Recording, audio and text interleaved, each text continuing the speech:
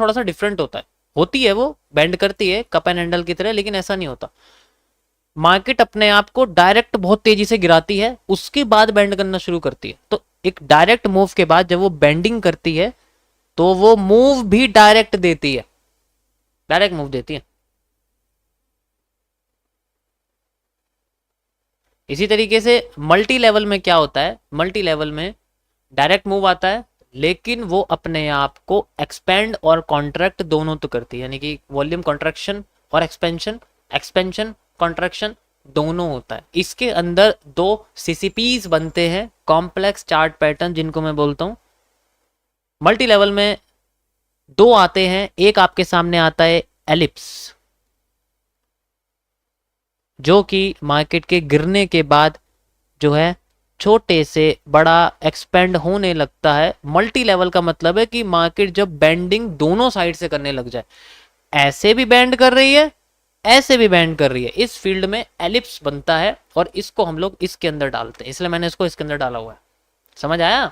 Ellipse है क्या? वो दोनों साइड से बेंड होता है, पहले बड़ा होता चला जाएगा, एक्सपेंड होगा उसका वॉल्यूम, फिर कॉन्ट्रैक्ट होगा दोनों साइड, फिर मूव आता है। इसकी स्टार्टिंग की और एंड की कैंडल सेम होती हैं, तभी एलिप्स बनता है। अगर हैमर से शुरू हुआ है ना तो हैमर पे खत्म होगा, उसके बाद ही मूव दिखेगा तुम्हें। अगर शूटिंग स्टार से शुरू हुआ है तो शूटिंग स्टार का मूव बनेगा, उसके बाद ही तुम्हें नीचे दिखेगा वो। ठीक है। अब इसी तरीके से एक होता है आपके सामने वाईफाई वाला पैटर्न, जिसे मैं टेरेंटुला भी कह देता हूँ कभी कभी। उसमें मार्केट अपने आप को एक्सपेंड करती हुई छोटी करती है, फिर एक्सपेंड करने लग जाती है और फिर उसी रीजन में चली जाती है जिस रीजन से आई होती है। ज़्यादातर ऐसा होता है। इसमें मार्केट अपने आप को कॉन्ट्रैक्ट करती है, एक्सपेंड करती है, कॉन्ट्रैक्ट करती है, एक्सपेंड करती है। इसे आप वाईफाई भी कह सकते हो, या मैं इसे टेरेंटुला कहता हूँ। सबसे बड़ी मकड़ी होती है टेरेंटुला, काली से रंग की, उसके बड़े बड़े से जो है बाल होते हैं, वैसी दिखती है वो। ठीक है। तो ये सारे के सारे बेंडिंग के कॉन्सेप्ट्स हैं। अब बेंडिंग कैसे काम करती है वो मैं आपको बताता हूँ। बेंडिंग कैसे काम करती है, जब मार्केट नीचे गिरती है, उठती है, नीचे क्यों आ रही है? क्योंकि उठी कम है। नीचे क्यों आ रही है? क्योंकि उठी कम है। कैसे भी तुम्हें समझाता हूँ सप्लाई डिमांड के कॉन्सेप्ट्स। जब मार्केट उठती है फिर नीचे आती है, पहले से भी ज्यादा इतना हिस्सा उसका यहां पर आता है, लाइक दिस, इतना आता है, तो वो अपने आप को और भी ज्यादा नीचे लाती है। इसकी वजह से जो उसका अप साइड का मूव है वो छोटा हो जाता है, वो और छोटा हो जाता है, फिर वो अपने आप को और नीचे लाती है। और अगर नीचे लाते लाते वक्त उसका ये वाला मूव भी छोटा हो जाए तो वो अपने आप को बैंड करना शुरू करती है। दूसरा इसका ऑटोमेटिकली बड़ा होता है, ये वाला छोटा होता है, फिर बड़ा होता है, फिर ये छोटा होने लग जाता है, फिर ये बड़ा होता है और ये और छोटा होता है, फिर एकदम बड़ा हो जाता है। इस तरीके से बेंडिंग बनती है। वो अपनी सप्लाई को कम करती है, पहले बढ़ाती है, फिर डिमांड कम करती है, फिर सप्लाई कम कर देती है, फिर डिमांड बढ़ा देती है, फिर डिमांड बढ़ती बढ़ती बढ़ती बढ़ती जाती है, फिर वो बैंड हो जाती है। ये पॉजिटिव बेंडिंग का एग्जांपल है। नेगेटिव में भी ऐसे ही होता है। ठीक है। अब इस कंडीशन में बेंडिंग को आइडेंटिफाई करने का जो तरीका है वो इसके पॉजिटिव होने के बाद का एरिया है। ठीक है। देखो इसके अंदर हम लोग एसएमसी को यूज करते हैं। मार्केट में जो पैटर्न गिरा रहे होते हैं, जस्ट लाइक मैं आपको बताऊं कि यहां पर एक बेरिश एनगल्फिंग बनी हुई है, यही मार्केट के गिराने वाले पैटर्न होते हैं। जस्ट लाइक दिस, आप देखोगे, ध्यान से समझना, ये पॉइंट बहुत इंपॉर्टेंट है। या वो पैटर्न है जो मार्केट को गिरा रहे हैं। बेरिश एनगल्फिंग है, बेरिश एनगल्फिंग है, लाइक दिस। ठीक है, ऐसे करके, और यहाँ पर भी हमारे सामने एक बेरिश एनगल्फिंग बनी हुई है। अब ये ही हमारे मार्केट के जो होते हैं ना चेंज ऑफ कैरेक्टर होते हैं। इसको ब्रेक करते ही मार्केट अपने आप को उठाना शुरू कर देती है। फिर जो पैटर्न फेल हो रहे होते हैं वही पैटर्न उठाने वाले पैटर्न, यानी कि मार्केट के बॉटम में क्या बन रहा था, इमेजिन करो मार्केट की बॉटम में हैमर बन रहा था और ये बार बार बेचारा फेल हो रहा था, बार बार फेल होता। एक बार ये हैमर काम कर गया तो अगली बार रिटेस्टिंग में घूम के ये दोबारा आता है और अब ये काम करना शुरू करेगा, बेरिश एनगल्फिंग फेल होने लग जाएगी। हर बार हैमर या तो डायरेक्ट दिखेगा या बुलिश एनगल्फिंग के बाद दिखेगा या बुलिश एनगल्फिंग दिखेगी। फिर अपने आप का वो मूवमेंट और मूवमेंट और मूवमेंट देता चला जाता है। तो इस फील्ड में सबसे इंपॉर्टेंट एरिया होता है आपके सामने ये वाला। क्यों? क्योंकि अगर आप एंगल के साथ मेजर करोगे तो यहाँ आपको नेगेटिव एंगल दिखेगा, नेगेटिव, यहाँ नेगेटिव दिखेगा। जब ये पहली बार नेगेटिव कम होगा और फिर जब पॉजिटिव हो जाएगा, पहला पॉजिटिव एंगल पे ही आपको रिपीटेशन ऑफ स्ट्रक्चर दिखेंगे, जो पैटर्न फेल हो रहे थे वही आपको देखने शुरू करेंगे। ठीक है, तो फिर अपने आप को मार्केट उठाना शुरू कर देती है। सितंबर 1 से लेके सितंबर 11 तक की लाइफ स्ट्रीम अगर आप मेरी देखोगे, वहां आपको यही सब दिखेगा, वहां आपको यही सब दिखेगा।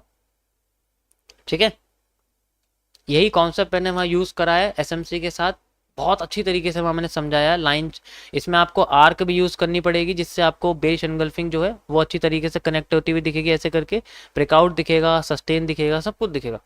ठीक है, यस ब्रो, फिर अपने आप का वो मूवमेंट देती चली जाएगी।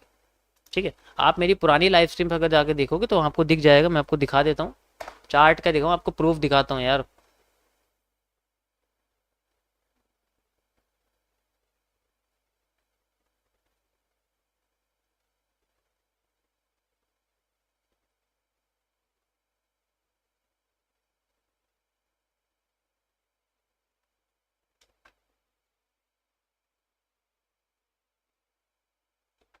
ये देखो गाइस, यहाँ आपको दिखेगा, ये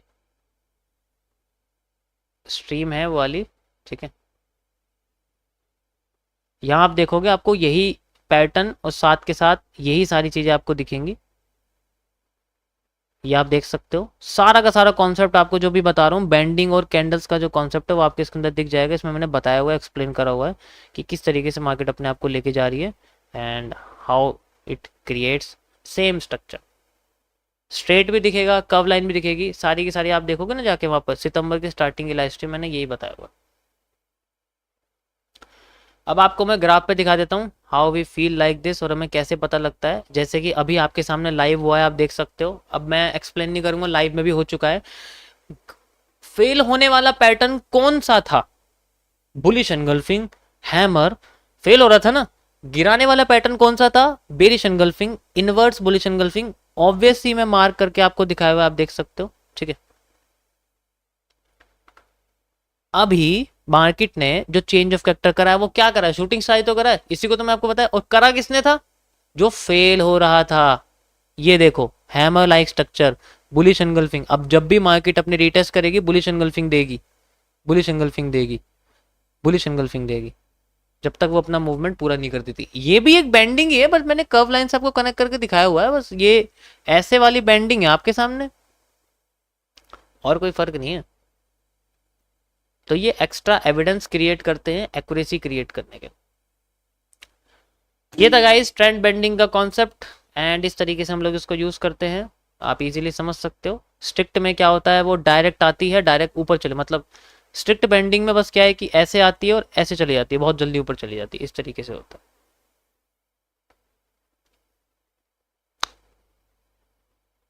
यस, सो ये थे गाइस आपके बेंडिंग के कॉन्सेप्ट्स। आप इजीली समझ सकते हो इनको किस तरीके से काम करते हैं। ओके, मैंने आपको बताया था कि जैसे यहाँ पर मार्केट थी, जब मैं चेंज ऑफ करेक्टर माइनर यहाँ लगा रहा था तो मैंने बताया था कि इसका मूव वैलिड है up to this area, but इसने करा ही नहीं। सेम इसी की तरीके से इसका मूव वैलिड है अप टू दिस एरिया और ये जा चुकी है। अब मेजर चेंज ऑफ कैरेक्टर का मूव वैलिड है up to this area. Okay, okay,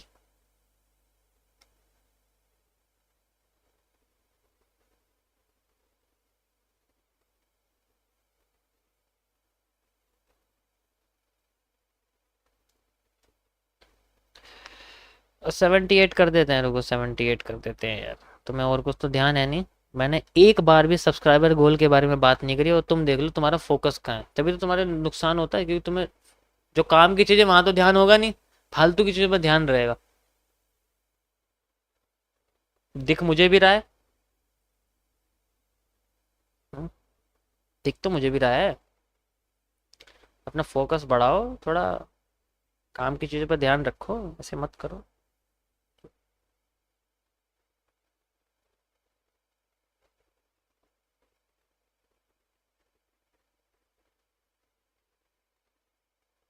मतलब मुझे कैंडल दूर से पता लग जाती है 200 कैंडल में से कौन सी कैंडल काम की, मुझे वो नंबर दिखाई नहीं दे रहा होगा।